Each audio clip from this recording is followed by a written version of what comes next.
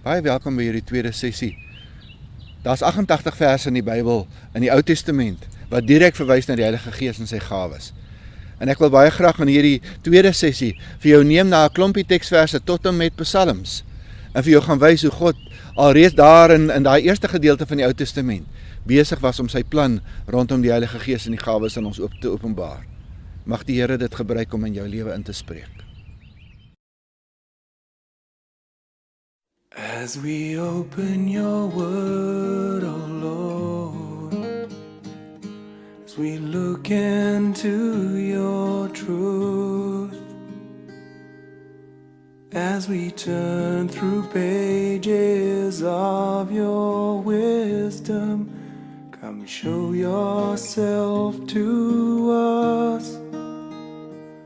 We invite your Holy Spirit as our teacher and our friend. Speak life into these empty chambers with the richness of your love. Breathe life into these empty chambers, and Lord, let your kingdom come.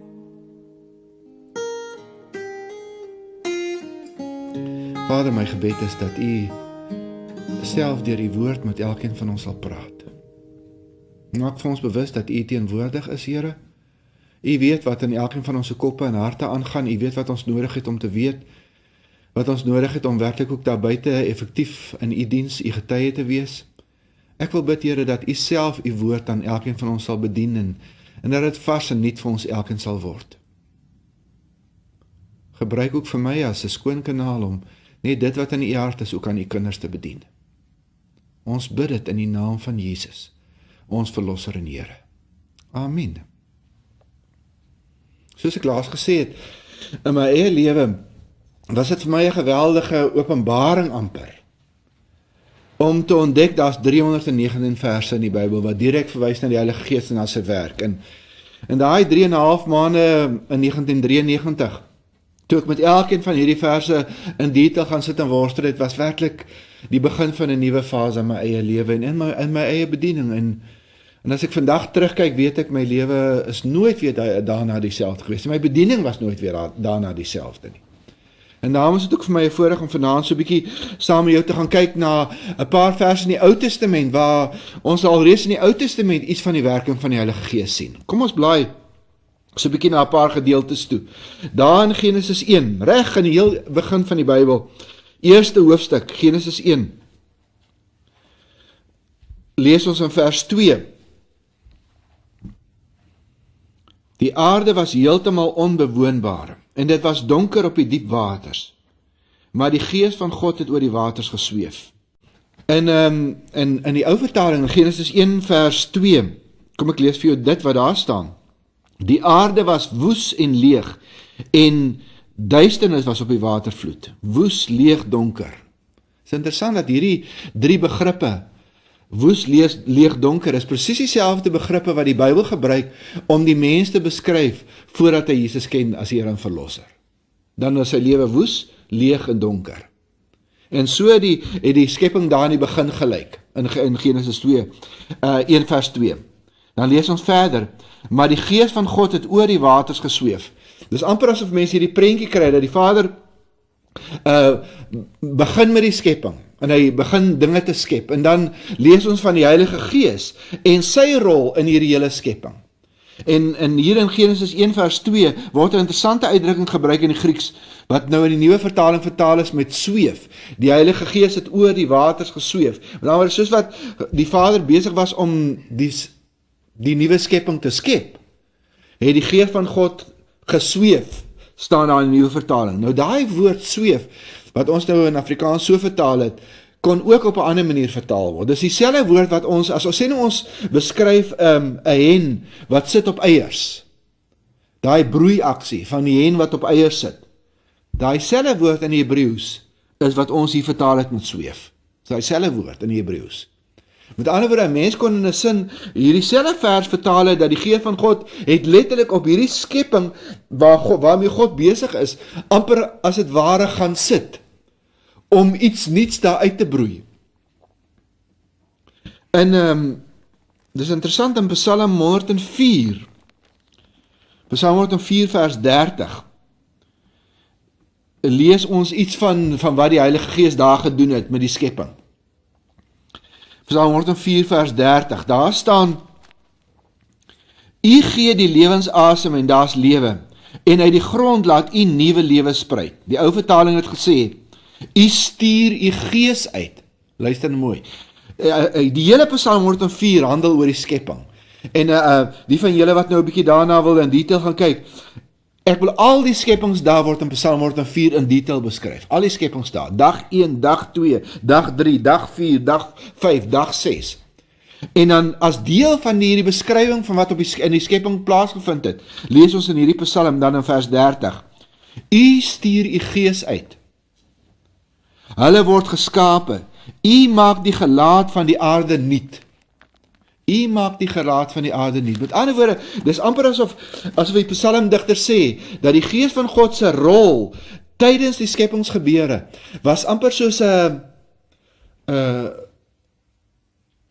iemand wat tuine ontwerp, 'n landskapsontwerper, hy het nou klaar die huis gebou of die gebou en hier kom die landskapsontwerper en hy begin die tuine uitlê en hy bepaal waar staan bome en waar is plante en waar gaan so 'n water feature wees. Nou in 'n sin is dit presies die rol wat die Heilige Gees beklee het tydens die skepingsgebeure. Hy was die een wat die Vader besig was om te skep, hy was besig om dit te verfraai, om dit mooi te maak, om alles in orde te, alles op sy plek te kry. Dit was die rol van die Heilige Gees.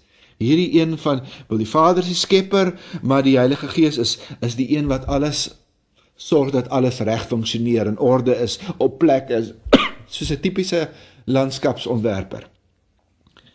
Kom ons blaai 'n bietjie verder, daar in Exodus 35. Exodus 35. Is die volgende vers wat ons lees in die Ou Testament oor die Heilige Gees. Exodus 35 vanaf vers 31. Ons lees daar hoe die Here besig was om vir Moses 'n detailed plan te gee oor die tabernakel. En dan sê hy hier kom ek lees vanaf vers 30. Moses het vir die Israeliete gesê, kyk, die Here het vir Besaliel uitgekies vir die werk. Hy is 'n seun van Uri.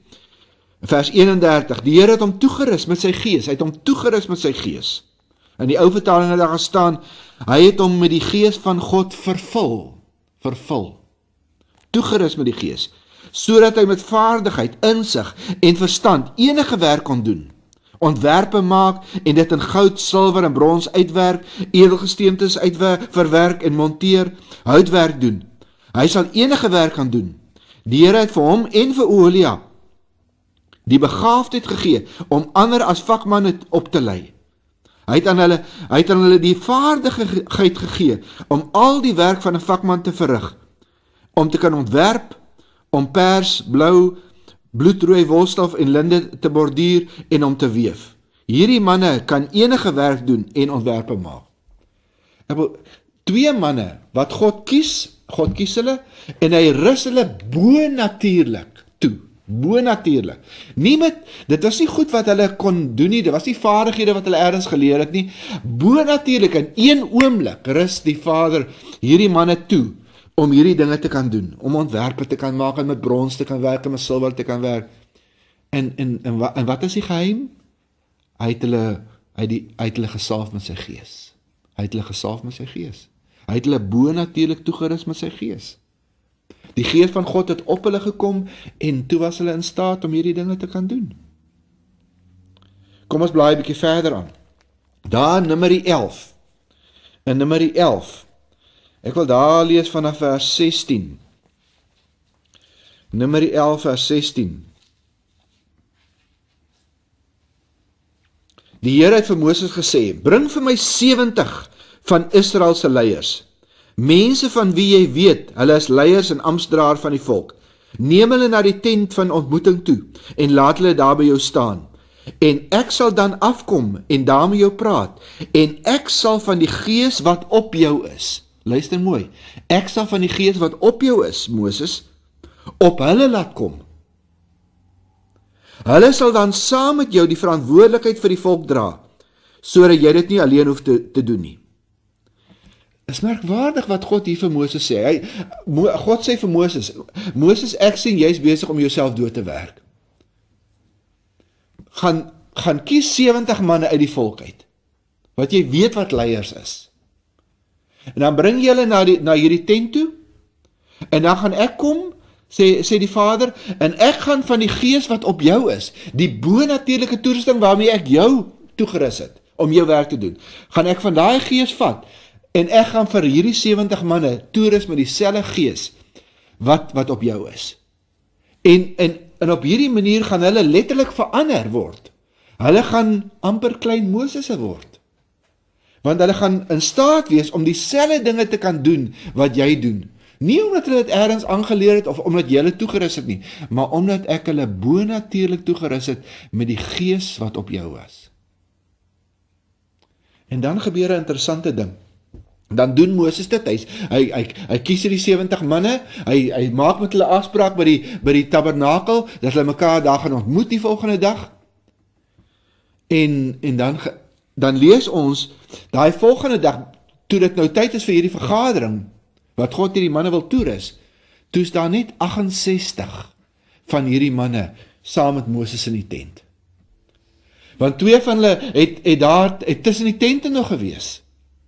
En dan lees ons daar in vers 25. Toe die gees van God op hulle kom, dis nou daai 68 wat saam met Moses in die tent is, het hulle as profete begin optree, maar daarna nie meer nie. Met ander woorde, dis amper asof toe die gees van God op hierdie manne kom, as 'n teken daarvan dat God hulle bonatuurlik toegerus het, is die teken daarvan dat hulle begin profeteer het. Hulle het begin profeteer. Hulle het begin vir ander mense sê, maar God sê dit en dit vir jou lewe. Dis sy plan vir jou lewe. Maar net vir 'n kort tydjie, en toe daarna nie weer nie. Maar wat toe interessant is, die 2 manne wat seker nou nie Afrikaans spreek nie, maar typies Afrikaans sprekend, wat nou daar in die tente nog agtergebly het, wat nog nie by die vergadering was nie, wat nou bietjie laat was. Presies dieselfde gebeur met hulle daar tussen die tente. Toe die gees van God op hierdie 68 manne kom in die tabernakel, toe gebeur dit met hulle daar tussen die tente. En dan lees ons 'n interessante ding. Ons lees, die een se naam was Eldad en die ander se naam was Medad. En terwyl die gees van God op hulle rus, het hulle daar in die tent, tussen die tente net ook, soos hierdie ander 68, geprofeteer. En dan hoor ons in vers 27, 'n jong man het toe gehardloop en vir Moses gaan vertel, Eldad en Medad tree as profete op in die kamp. Vers 28, Joshua, wat van jongs af Moses' assistent was, het vir Moses gesê, amper so half bekommerd, laat hulle tog asseblief ophou meneer, dis amper asof ou Joshua gesien het, maar my job is in gedrang. Hierdie manne kan nou doen wat Moses doen. En ek is veronderstel om die assistent te wees van Moses. En dan sê Moses vir hom, bekommer jy jou oor my posisie? Is jy nou bang dat ek en jy nou nie meer 'n job gaan hê nie? Hoor nou net wat sê Moses, ek sou wou wens dat die hele volk van die Here profete was. En dat hy sy gees op almal van hulle mag lê. Moses sê, my hart is, dat God elkeen van sy mense bonatuurlik sal toerus met sy gees, en dat almal van hulle, al God se mense, sal profeteer. Dis my hart, sê Moses. Weet julle, in 'n sin is dit 'n merkwaardige woord wat Moses hier sê. Want ons gaan lees, dis presies die woord wat die Here vir Joël gaan gee, in Joël 2 vers 28, waar die Here vir Joël gaan sê, hier kom 'n nuwe era.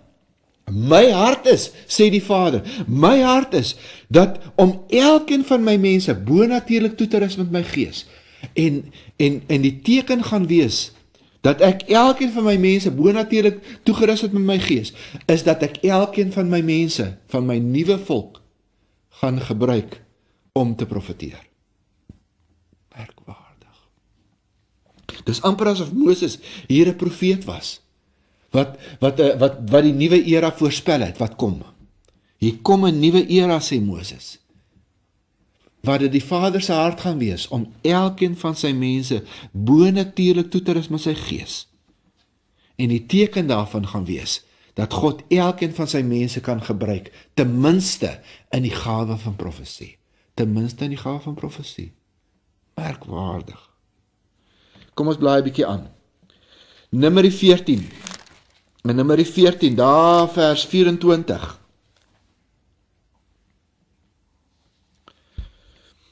Hier lees ons van Joshua en Caleb.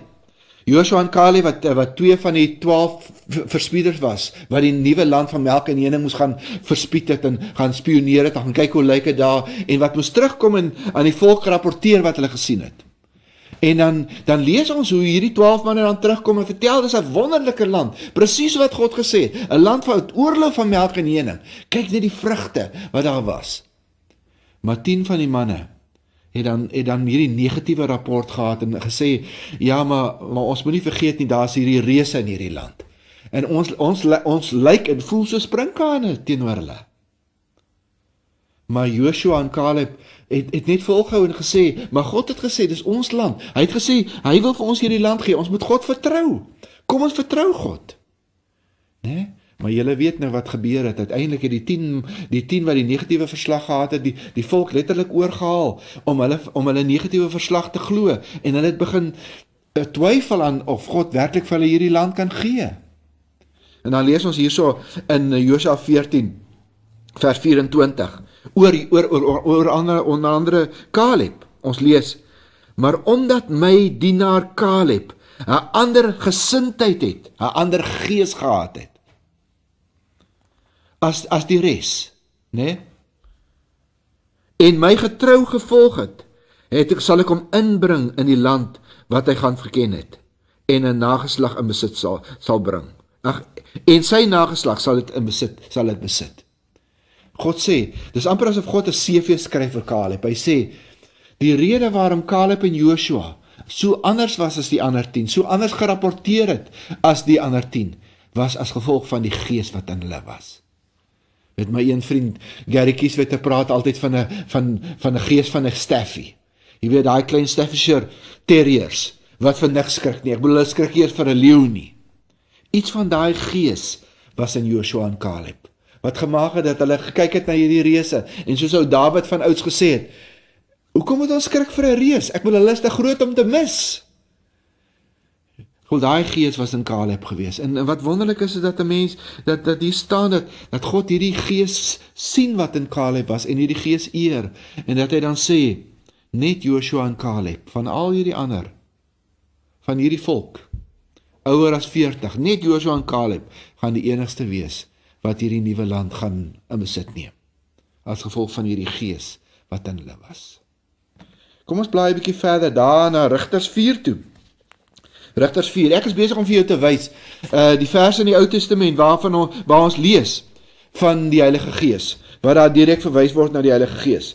Rigters 6, vers 34, Rigters 6, vers 34. Hier lees ons van Gideon, een van die rigters. Paar plekke lees ons, Gideon was nie op sy eie 'n dapper man nie. Ons lees, as jy nou na die konteks kyk, lees ons, hy was maar lafhartig geweest. Hy het maar weggekruip soos al die ander Israeliete. En dan lees ons in Rigters 6, vers 34. Die gees van die Here het vir Gideon in besit geneem. En hy het die ramshoring geblaas en die Abisriete opgeroep om hom te volg. En van daar af lees ons hoe Gideon, God het vir Gideon gesê, ek wil jou gebruik. Ek wil hê, jy moet my volk lei teen hierdie volk wat julle so verdruk, en wat julle koring kom steel, en wat hierdie land wil oorneem. Ek wil jou gebruik om hierdie volke te verdryf. En die manier hoe God Gideon die lafaard verander in Gideon, wat amper soos 'n generaal voor die volk kon uitgaan, is toe die gees van God letterlik van hom besit geneem het. Het is interessant dat die Engelse vertaling praat daar in vers 34, and the Spirit of the Lord came upon Gideon. He came upon Gideon. Die gees van God het letterlik op Gideon gekom. En van daai oomblik af was Gideon 'n ander man. En kon hy doen wat die Here vir hom gesê het om te doen. Selfde Rigters 14. Rigters 14 vers 6. Hierdie keer gaan dit oor Samson. En ons sien presies dieselfde in Samson gebeur. Rigters 14 vers 6. Toe 'n jong leeu op Samson eendag afstorm, lees ons in vers 6, die gees van die Here het vir Samson sterk gemaak, sê die nuwe vertaling. Die ou vertaling het gesê, die gees van die Here het oor hom vaardig geword. Die Engels sê, the Spirit of the Lord came upon him in power. Die Heilige Gees het op Samson gekom in krag, as 'n mens nou so letterlik wil vertaal. Dis wat in die Hebreëus staan. As 'n mens mooi gaan kyk wat daar in die Hebreëus staan is, die woord wat in die Hebreëus gebruik word, is God het letterlik Samson aangetrek met die krag van die Gees. Hy het letterlik Samson aangetrek met die krag van die Gees, soos klere. Hy het vir Samson nuwe klere aangetrek. Dis die beeld wat ons in die Hebreëse woord kry. Hy het vir Samson letterlik nuwe klere aangetrek en in hierdie klere was daar bo-natuurlike krag. Ek weet nie wat dink jy oor Samson nie. Ek weet in baie van die kinderbybels word Samson geteken as hierdie verskriklike gespierde frisman, amper 'n soort Hercules, Arnold Schwarzenegger. Maar as ek mooi kyk na wat in Rigters staan oor Samson, lyk dit vir my Samson het nie so gelyk nie. Want elke nou en dan lees ons hoe die Filistyne hom wou aanvat. Dis amper asof as hulle na hom gekyk het, nie kon glo dat hy so sterk kon wees, soos wat al die stories was oor hom nie. Heel waarskynlik het Samson gelyk soos ek en jy. Doodordinêr, maar gewone gespierde man, soos meeste van ons, ek hoop meeste van ons is gespierde manne, ek wil gewone man, doodgewoon, niks ordinêr in hom nie. Maar wat hom verander het, wat hom buitengewoon gemaak het, is elke keer lees ons, wanneer die gees van God op hom gekom het, en hom letterlik aangetrek het met krag, van daai oomblik was Samson 'n ander man. En niemand kon hom weerstaan nie. Ek bly eenvoudig almal plat geloop, wanneer dit met hom gebeur het. Ons lees dit 'n paar keer, gebeur het met hom. Kyk daar hoofstuk 15 vers 16. Hoofstuk 15 vers 14, skus. Rigters 15 vers 14. Lees ons, toe hy in legie kom, het die Filistyne hard geskreeu en op hom afgestorm. Weer 'n klomp wat hom wou aanvat. Maar die gees van die Here het vir Samson sterk gemaak, en die toue om sy arms was soos garingdrade wat brand, en sy boeie het van sy hande afgeval. Weer vertaal die Engelse vertaling, the Spirit of the Lord came upon him in power. Weer as die uitdrukking in die Hebreëus, en die gees van God het letterlik vir hom aangetrek met krag van klere. Met klere van krag. Klere van krag. En dit het Samson verander. En hy kon hierdie mense letterlik platvee. Kom ek gaan wys vir jou in iemand anders se lewens wat gebeur het. Daar in 1 Samuel 10. 1 Samuel 10. Ek wil daar vanaf vers 6 vir jou lees. Hier lees ons oor Saul, die eerste nuwe koning, wat God gekies het om koning te wees van Israel. 1 Samuel 10. Hier word 'n aangrypende prentjie vir ons geteken, daar vanaf vers 1. Julle ken die verhaal, né? Hoe Saul besig was om die donkies te soek van sy pa. En dan kry hulle net nie die donkies nie, hy en sy slaaf. En dan loop hulle verby hierdie dorp waar Saul geweet het, maar in hierdie dorp woon die profeet Samuel. En hulle besluit, hy en sy slaaf besluit om die profeet te gaan vra waar die donkies is. En as hulle dan by die profeet kom, dan gebeur daar 'n interessante ding. Die profeet sê vir hulle, moenie bekommerd wees nie, die donkies is gevind. Maar dan doen die profeet iets snaaks. Hy sê, maar Saul moet eenkant kom, want hy het iets om vir Saul te sê. En dan lees ons in 1 Samuel 10, daar vanaf vers 1. Nadat die slaaf vooruitgeloop het, het Samuel 'n kruik olie gevat, 'n kruik soos 'n horing met olie, en hy het dit oor Saul se kop uitgegiet en hom gesoen en gesê, die Here het jou tot regeerder oor sy besitting gesalf. Wat sê Samuel hier? Hy sê vir Saul, tot op hierdie oomblik was jy 'n doodgewone boerseun. Jy was besig om die donkies van jou pa te soek.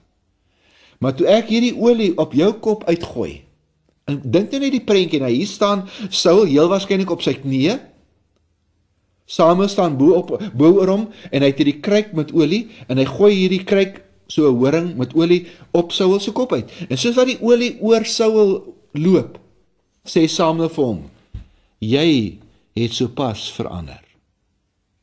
Waar jy Saul die boerseun was, is jy nou Saul die koning. Want God het jou gekies om die nuwe koning te wees, en hiermee het hy jou bonatuurlik toegerus om sy nuwe koning te wees, sê Samuel vir hom.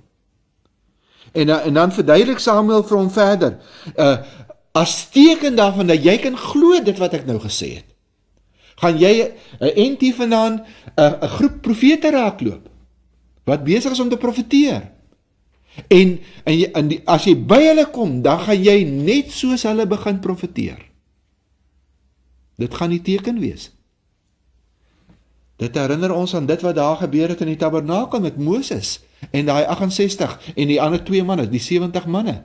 Die oomblik toe die Gees van God hulle bonatuurlik toegerus het vir die taak waarvoor God hulle gekies het hulle begin profeteer. Dieselfde gaan met jou gebeur, Saul. As teken daarvan, dat jy kan glo, maar God het jou letterlik verander van 'n gewone boerseun na die een wat in staat is om sy koning te wees. Nie omdat jy na een of ander skool toe gegaan het, of een of ander toerustingskursus deurgegaan het nie, maar omdat God jou bonatuurlik gesalf het met sy Gees om te kan koning wees. En dan lees ons daar in vers 6, 1 Konings 10 vers 6. Dan sal die Gees van die Here kragtig in jou werk. Jy sal saam met hulle as profeet optree. Dis nou hierdie manne wat jy nog gaan raakloop. En jy gaan 'n ander mens word. Jy gaan 'n ander mens word. Jy was boer, seun, jy gaan 'n koning word. Wanneer hierdie tekens oor jou kom, moet jy doen wat jou hand vind om te doen, want God is by jou. En daarom lees ons in vers 9. En net toe hy omdraai om van Samuel af weg te gaan, het God Saul sy gesindheid verander. Die Engels het vertaal, God changed Saul's heart. Nee, op daai oomblik het Saul verander, letterlik in 'n ander mens. En presies soos wat Samuel gesê het gaan gebeur, het gebeur. Daai oomblik toe Saul hierdie manne raakloop, begin hy te profeteer. En almal het geweet, maar het iets met Saul gebeur. En Saul het geweet, iets het met hom gebeur. God het hom bonatuurlik toegerus as die nuwe koning. Kom ons blaai 'n bietjie aan, daar na Konings toe. 2 Konings 2. 2 Konings 2. Ek is besig om vir jou te wys in die Ou Testament, van die plekke waar ons lees van hoe die Heilige Gees 'n rol gespeel het alreeds in die Ou Testament. Wat baie interessant is, nêrens in die Ou Testament lees ons dat die Gees van God in iemand gewoon het nie. Nêrens in die Ou Testament nie. Maar wat ons wel van lees, is hoe ons lees hoe God sporadies hier en daar enkelinge uitkies om 'n bonatuurlike rol te vervul, om 'n koning te wees, om 'n profeet te wees, om 'n priester te wees. En telkens kom God en dan kom rus hy hierdie mense bonatuurlik toe met sy Gees. En van daai oomblik af is hulle anders en kan daar dinge deur hulle lewe gebeur wat letterlik bonatuurlik is, wat nie is omdat hulle bepaalde aanleg is of omdat dit hulle persoonlikheid is nie. God wat hulle bonatuurlik toegerus het met sekere krag om sekere goed te doen, om presies te doen dit wat daai rol wat hy vir hulle gegee het nodig het om te doen. Hier in 2 Konings 2 lees ons 'n baie aangrypende gebeure. In hierdie gedeelte gaan dit oor Elia en Elisa. Elia was aan die einde van sy lewe, hy was al die jare die profeet gewees van die volk van God. God het vir hom intussen begin wys, hy gaan 'n opvolger hê en sy opvolger se naam is Elisa, en Elisa het begin saam met Elia beweeg. Oral waar Elia beweeg het, daar was Elisa. Dis amper asof Elia besig was om Elisa op te lei, wat dit beteken om 'n profeet te wees.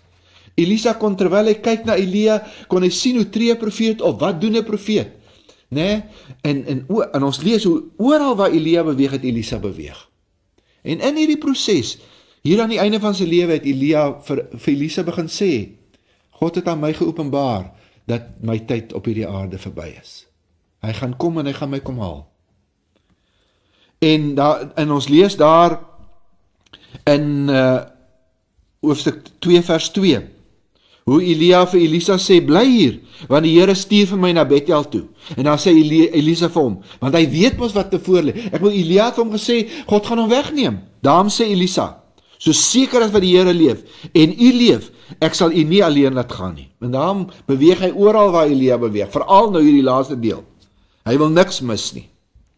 En dan gaan hulle na Bethel toe, en daar in vers 3 lees ons, die profete wat in Bethel was, het na Elisa toe gegaan en vir hom gevra, weet jy dat die Here vandag jou leermeester van jou gaan wegvat? En hy antwoord, ja ek weet, maar moenie daaroor praat nie. Is amper asof hy te bang is om daaroor te praat. In vers 4 lees ons weer sê Elia vir Elisa, bly hier, want die Here stuur my na Jerigo toe. Maar Elisa antwoord, so seker as wat die Here leef, en u leef, ek sal u nie alleen laat gaan nie. En daarom gaan hulle deur die Jordaan, saam na die Jordaanrivier toe. By die Jordaanrivier in vers 5 lees ons, die profete van Jerigo het na Elisa toe gekom en vir hom gevra, weet jy, dat die Here vandag vir jou leermeester van jou gaan wegvat? En weer sê hy, ja ek weet, maar moenie daaroor praat nie. En weer probeer Elia vir Elisa sê, bly hier, want ek moet na die Jordaanrivier toe gaan. En dan sê Elisa, nee, ek gaan saam. En dan lees ons daar in vers 8, hulle kom dan voor die Jordaanrivier te staan. En dan lees ons hoe Elia sy mantel oprol en die water daarmee slaan. En die water het na links en regs verdeel, sodat hulle twee saam op droë grond daar deur die Jordaanrivier kon gestap het. En net toe hulle deur is, sê Elia vir Elisa, wat wil jy hê, moet ek vir jou doen, voordat ek van jou weggevat word? En hoor net die interessante ding wat Elisa vir Elia sê. Elisa sê vir Elia, mag daar tog 'n dubbele deel van u gees op my kom. Met alweer hierdie gees, hierdie bonatuurlike toerusting wat op u is, as gevolg van die gees van God wat op u is, mag daar 'n dubbele deel, 2 keer soveel van daai gees wat op u rus, op my rus, sê Elisa. Baie interessant wat Elisa vir Elia vra. En dan sê Elia vir Elisa, in vers 10, dis 'n moeilike ding wat jy vra. As jy my sien wanneer ek van jou weggevat word, mag dit met jou gebeur. Maar as jy my nie sien nie, sal dit nie gebeur nie. Dan as jy by is, wanneer God gaan kom om my weg te vat, en jy sien hoe ek weggaan, sal dit wat jy gevra het gebeur. Maar as ek weggevat word sonder dat jy dit sien, dan is dit 'n teken daarvoor dat God dit nie gaan waarmaak in jou lewe nie. En dan lees ons in vers 11, terwyl hulle nog so gesels verder gegaan het, het daar skielik 'n wa met vuur, met perde van vuur gekom en hulle twee van mekaar geskei, en Elias in 'n stormwind op die hemel in. En toe Elisa dit sien, lees ons in vers 12, het hy dit uitgeroep, my vader, u was vir Israel die strydwa met sy ruiters. En skielik kon Elisa nie meer vir Elia sien nie. En al wat van Elia agtergebly het, was die mantel van Elia, wat daar gelê het. En dan lees ons hoe Elisa hierdie mantel vat. En dan stap hy na daai selfde Jordaanrivier toe, waar hulle net toe gekom het. En dan rol hy daai mantel op soos wat Elia dit gedoen het. En dan lees ons aan vers 14, hy het die mantel wat van Elia afgeval het, op die water geslaan en gesê, waar is die Here, die God van Elia? Waar is hy? Dis amper asof hy wou hiermee gesê het, dit wat ek van God gevra het, daai gees wat op Elia was, Waar is daai Here? Waar is daai krag? Is daai krag by my? En as hy op daai water slaan, dan lees ons, gaan die water oop. Net so, presies dieselfde, soos wat met Elia gebeur het net nou, toe hulle net daar deur was.